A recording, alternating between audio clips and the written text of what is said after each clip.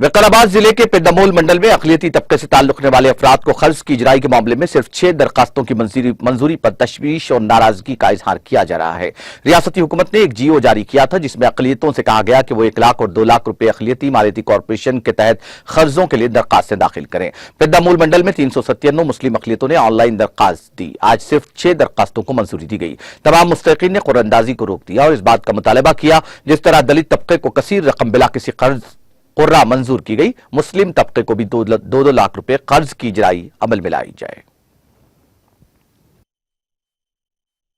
Minority भाइयों को जो इंसाफ होना है, हमारे को पेद्दामोल मंडल के अंदर 397 एप्लीकेशन का तो सिर्फ 6 एप्लीकेशन हमारे को आ रहे हैं।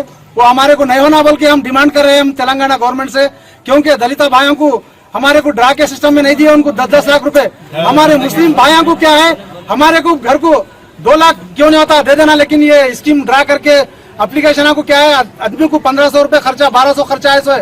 फिर के क्या है, इनकम आदाय हम सब पूरा करा के लाए तक क्या है 1500 खर्चा।